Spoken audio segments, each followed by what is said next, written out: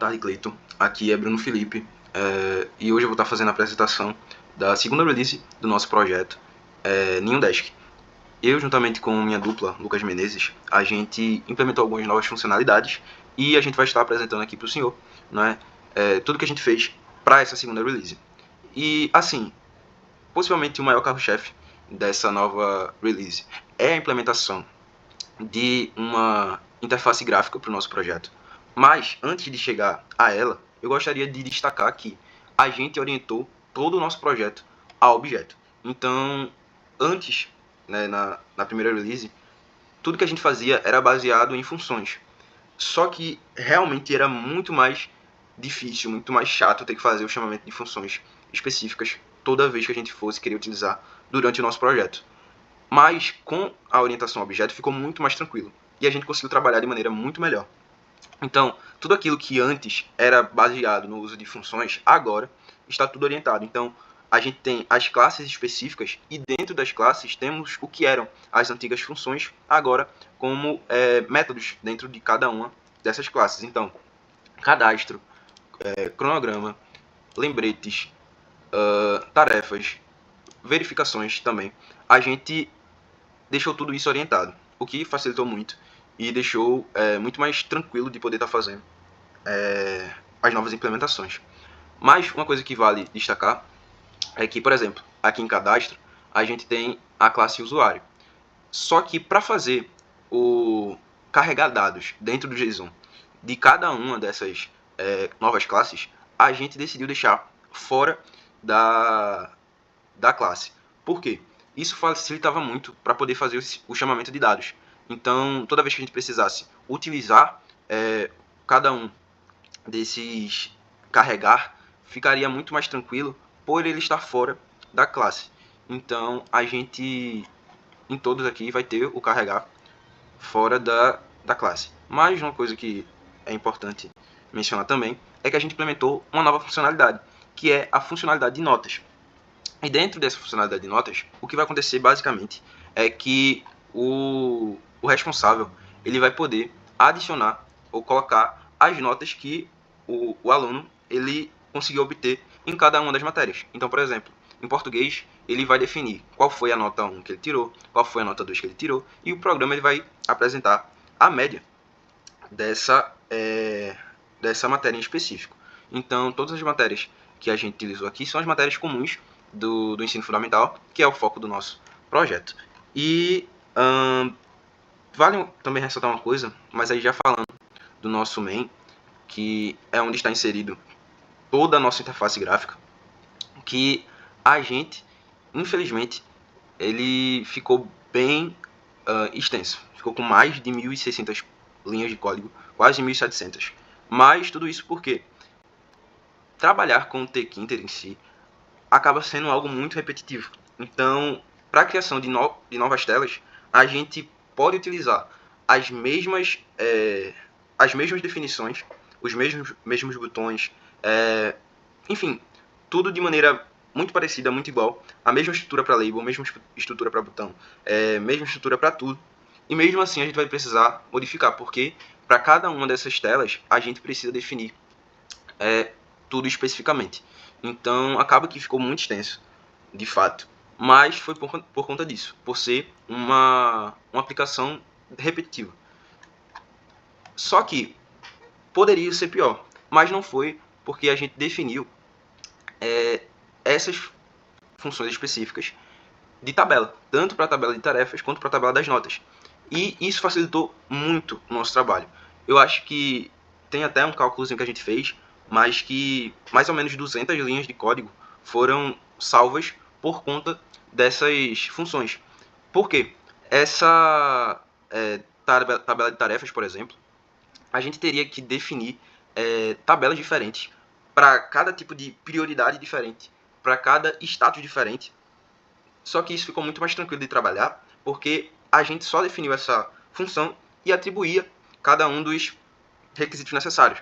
Então, ele apareceria ele apareceria de forma respectiva, né? Conforme o status, conforme a prioridade. E aí, agora, falando da nossa interface em si. Para iniciar, a gente definiu um ifname com main para poder estar inicializando o programa. E aí a gente colocou o nosso app dentro de um loop principal. E é dentro desse loop que ele vai estar rodando o tempo todo. E aqui está o nosso aplicativo, né? Foi uma classe para o nosso aplicativo. E ele usa de herança tudo que ele consegue a partir do Custom Tkinter.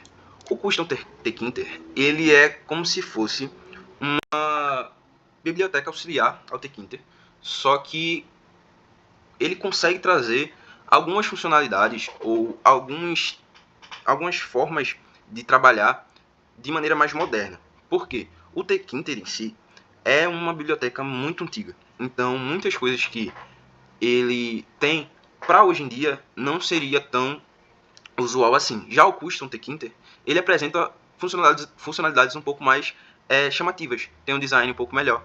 Então tudo isso acabou sendo muito útil para a gente e a gente utilizou muito dentro do nosso projeto, né? Quando a gente for rodar aqui, isso vai ficar mais visível. Mas aí a gente definiu uma função inicializadora, não é? Então a gente definiu também o título que a gente colocaria no nosso na nossa janela, definiu a resolução que ela teria, e aí a gente colocou também um selfie com frame atual. Esse frame atual vai ser muito importante para a gente poder estar fazendo a viagem entre as telas, porque a gente baseou a nossa interface em frames e não em janelas diferentes. Porque se a gente fosse basear em janelas diferentes, o que iria acontecer? A gente criaria uma janela e aí, para poder ir para a próxima, criaria-se a janela nova e destruiria a antiga. Então não seria possível a gente retornar, por exemplo. Mas baseado em frame, é como se a gente tivesse, de fato, colocando uma por sobre a outra, e sempre que a gente precisasse chamar alguma das janelas que foi usada anteriormente, é só a gente colar por cima de novo. Então, é basicamente assim como isso funciona, e a gente definiu esse selfie com o frame atual. E aí no init a gente define também que ele vai chamar a tela inicial, que é a primeira tela do nosso programa. E dentro dessa tela tem basicamente toda a estrutura que a gente vai usar em todas as telas. Então, questão de botão, questão de label, questão de fontes, questões de tamanho, vai ser tudo muito parecido. Então, se a gente fosse falar aqui de todas, seria questão de horas, mas de uma maneira bem básica e bem resumida, tudo que está aqui vai estar em todas as telas do nosso aplicativo. E aí, mostrando lá aquela dinâmica dos frames, ele, no início da função, é atribuído o valor da tela inicial a ele. Então, ele recebe o valor, esse frame, e no final, ele é chamado dentro da função de trocar tela, que nada mais é que uma função que a gente utilizou para pegar o frame da nova tela que vai ser chamada e substituir pelo frame antigo, fazendo assim uma viagem, entre aspas, muito mais tranquila pelo programa. Outra funcionalidade ou outra função que vale a pena mencionar é a função de fechar app, que dentro da tela inicial ele vai funcionar como o destroy da janela. Então, se a pessoa clicar em sair na tela inicial, ela vai automaticamente ser fechada. E outra coisa que vale a pena mencionar é que, por exemplo, na tela de login ou na tela de cadastrar usuário também, isso serve, você, em cada um dos dados, existem verificações específicas. E quando a pessoa ela clica no botão de login, ele vai chamar automaticamente a função, o método de verificações aqui dentro do aplicativo, que é esse método aqui, que ele está associado com a classe de verificações que a gente apresentou anteriormente e vai acabar dizendo se aquele e-mail específico ele está dentro da estrutura aceita, se não está, e assim sucessivamente, e vai funcionar basicamente dessa maneira, né, para todas as telas que exijam login, exijam senha, exijam cadastro. Então, isso é outra coisa que vale a pena mencionar, né? E também vale a pena mencionar a entrada de dados, né, que nada mais é do que uma caixa onde cada uma das pessoas ou cada um dos usuários eles vão colocar os seus dados respectivos e a partir dessa caixa de entrada vai ser possível manipular esse dado. e poder fazer as futuras verificações, como a gente já mencionou. E eu acho que agora a melhor maneira da gente poder estar vendo tudo isso é, de fato, rodando o nosso aplicativo. Inicializando a nossa interface, a gente vai ter acesso ao nosso aplicativo agora de maneira visual, né? O que é ótimo, o que é muito bom. Então, mas é aquilo que a gente destacou no início, né? Todas as fontes, todas as caixas de texto, todos os botões, eles seguem o mesmo padrão visual. Então, em todas as telas vai ser algo bem parecido, né? Mas seguindo aqui um processo padrão, indo para o cadastrar o usuário, a gente vê que permanece valendo tudo aquilo que já foi estabelecido na primeira VA. Então, toda a questão da verificação de dados continua valendo. Por exemplo, se tiver aqui todos os campos em branco, vai acusar como incorreto. Se a gente quiser colocar, por exemplo, um e-mail fora do padrão, né, vai acusar também. Então, é ideal que a gente coloque tudo dentro do escopo pedido. O mesmo vale para a saída da criança, por exemplo. Então tem que ser dentro daquilo que é aceitável.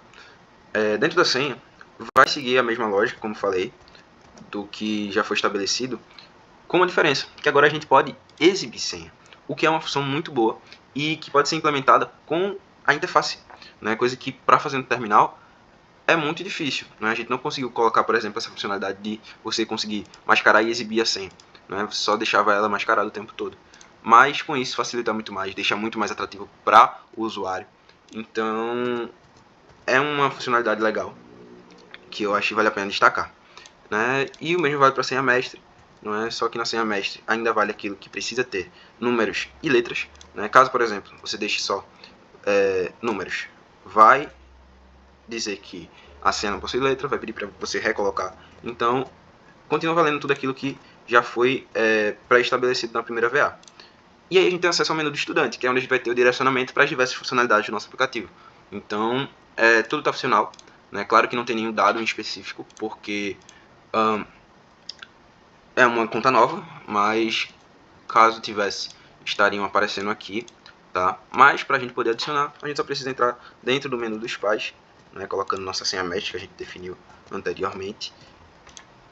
E aí a gente pode adicionar todas as informações do estudante, por exemplo, editar notas, né? Que é a parte, uma funcionalidade nova que a gente colocou. A gente precisa colocar um índice da disciplina. Então, por exemplo, em português, o índice é 1. A gente coloca qual a primeira nota, qual foi a primeira nota que ele tirou. Então, por exemplo, 10. Já vai aparecer aqui, já vai atualizar. E a gente coloca a segunda nota, por exemplo, 7.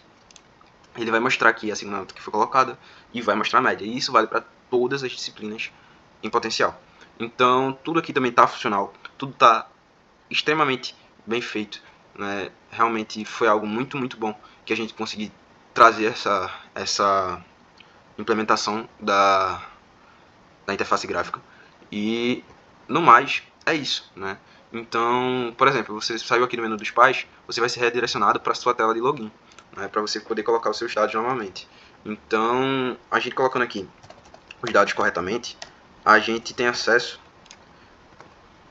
ao menu do estudante novamente e, por exemplo, as notas que a gente já alterou vão aparecer aqui. Então já está tudo bem funcional. E eu acho que é isso o que dá para mostrar.